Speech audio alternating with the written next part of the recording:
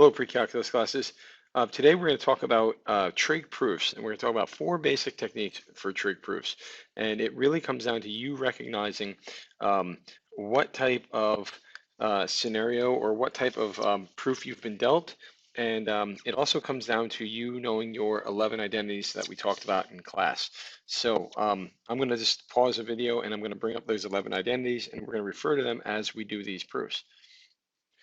So we're back, and when we look at these proofs that we're going to be working on, you will have to say which identity you're using from the list. Like we have our 6 reciprocal identities. So we'll just call these the reciprocal identities when you write a reason for the proof. These are our 2 quotient. And then we have our 3 Pythagorean identities. So these will just be called the Pythagorean ones. Okay, so as we go through and we do these proofs, I'm going to move through them pretty quickly, but the first way that we work on proofs is, or the first thing we'll try is try a trig substitution. For instance, on the first one on A, what we're going to do is we're going to just substitute out we're going to try to change everything to sines and cosines. When you do an identity or prove an identity, you want to work on the left side or the right side in its entirety and arrive at whatever is on the other side. You don't want to work on the little bit of the left side and a little bit of the right side. You want to just pick a side and work on it completely. And then once you get to what the right side is, you'll know you've proved that identity. So for instance, on this one, we're going to leave cosine of A alone, but we're going to substitute in sine of A over cosine of A for the tangent. And over here, my first reason is going to be, I'm going to say quotient identity. I'll just write quotient ID, and I'll know as I'm marking your paper that you use a quotient identity, and then the next part is you're at sine of A, and what you would say for the reason there would be, property of division, or you could say division. So now we move on. So we've proved that the left side is equal to the right side. Now let's move on to the next one. We'll do another substitution. So we have cosine of A, and then this is going to be cosine of A over the sine of A, and that's the replacement we made. So the first reason will be another quotient identity. And then we multiply top by top. So we got cosine squared of A and bottom by bottom, which is just sine of A. And the second thing we'll say is multiplication of fractions. And then we'll use our Pythagorean identity to replace cosine squared of A. And we know from our Pythagorean identities that this is just 1 over sine squared of A over sine of A. And over here in step 3, you would state Pythagorean identity. And if you want to write down what the identity is for me to be sure I know what you're talking about, you could write that in. So that's if you use a substitution method. The next problem we're going to do is separating fractions. Now, sometimes just by separating a fraction, you can get the identity to work out. So I'm going to again work on the left side, and I'm going to make a separation of these fractions because they have this. I can just break this fraction up into 2 parts, cosine of A plus 1, but I'll put them both over cosine of A because that's what's in the bottom. And I would just write here just what I did, separate fractions. And then the second step is I'm going to simplify. So I'm going to use division and an inverse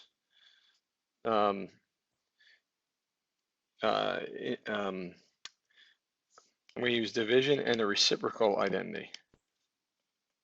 So, because if you look here, when you divide cosine of A by cosine of A, you get 1, but then you can rewrite this as secant of A, and that would be the reciprocal identity I'm referring to, and that would equal now the right side, so I would be done with this identity.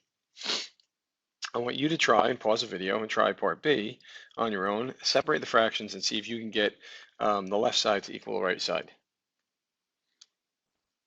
Okay, so we're back, and I wrote down the breaking up the fractions, and As you can see here, the first reason would be separate fractions. The second reason is reciprocal identity and division.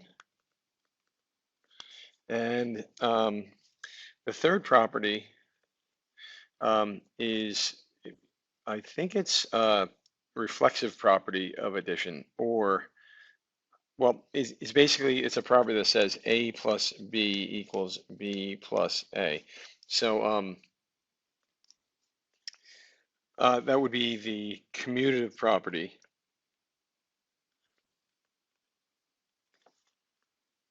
of addition.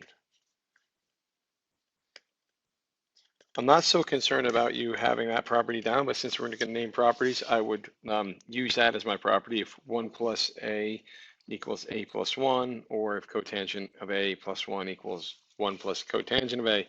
I'd want you to just recognize that that's a commutative property of addition. So moving on to our next one is when we have to add fractions. So if you look at the left side, and if you were to work on the left side, if you add those fractions, perhaps you can get it to be the right side. So we don't want you to choose the right side and then start working with the left and vice versa. We want you to start on one side and stay there. So if we add these fractions, the common denominator is going to be 1 plus cos of x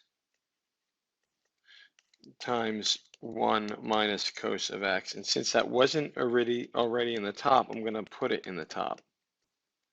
And on the other side, I'm going to do the same exact thing. It started out where I had 1 minus cos of x, and I'm going to put in the bottom 1 plus cos of x. So if I put that in the bottom, that term in the bottom, I'm going to put it in the top. So then when I add these two fractions together, the denominator is going to be 1 plus cos of x, 1 minus cos of x, but the top will be this part added to this part. And hopefully you see that the cosines in the numerator cancel. So you just get 2, and you have 1 plus cos of x times 1 minus cos of x. And remember, we're trying to get this to look like this, and we have one more step. We have to FOIL the bottom, so it'll just be 2 over 1 minus cos squared of x. So the steps, I'll put them in red. The steps for the first one is add fractions, and we're adding them. The second one is we're just simplifying the numerator. So simplify the numerator. And the last one is basically FOIL the denominator. And they happen to match up, and there was really no trig identity needed here, but you get the idea of when you add fractions, you have to basically do those steps in order to see if you can make the two sides of the identity work out. The last problem is when we have, it's kind of the opposite of what the last one was. The bottom has two terms in it, and whenever you see an identity where the bottom has two terms in it, we'd like you to consider trying conjugate multiplication. So in Algebra 2, you should have learned about the conjugate. And the conjugate is if you have a fraction and it's like a plus b, and you want to multiply this by the conjugate, you'd multiply top and bottom by a minus b. And what that would do is that would make the bottom turn into difference of squares. And that could be good for us. Sometimes that makes the problem a little bit easier. It's at least worth a try. And when you see the bottom here, it's like 1 minus sine of x. So the conjugate for this problem would be 1 plus sine of x. So we're going to work on the left side. And I'm just going to write on the bottom what it originally was. But I'm going to multiply numerator and denominator by the conjugate. So that's going to be 1 plus sine of x over 1 plus sine of x. And when you multiply this out, you have cosine of x. I'll leave red to be what the original fraction had. So I have cos of x over 1 minus sine of x. And then in the numerator, I have that multiplied by 1 plus sine of x. In the denominator, I'm going to have this multiplied by 1 plus sine of x.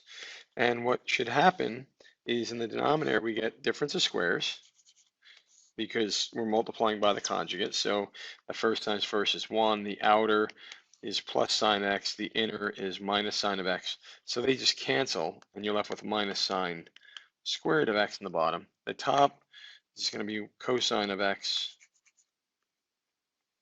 times 1 plus sine of x. All right, so now what we do is we try to simplify the bottom using an identity. And the bottom looks like cosine squared of x. It is. And the top is cosine of x times 1 plus sine of x. So things cancel. And this term cancels with this. And we're left with 1 plus sine of x over cosine of x. And hopefully, looking at the identity we started with, we are almost there. We are close, very, very close. So now we want to break this fraction up. So if we have 1 over cosine of x plus sine of x over cosine of x, you would see that turns into secant of x plus tan of x. And now we have to write out all our reasons. So the first step was conjugate, multiplication. The second step is simplify numerator, right? And the bottom was, so we have 1, and our second step was simplify the numerator and the denominator. Then the third step was to cancel these out. We did division. The third step, we just were left with 1 plus sine of x over cosine of x. So then we used separation of fractions. And then we used in our fifth step to go from here to here, we used reciprocal and quotient identities.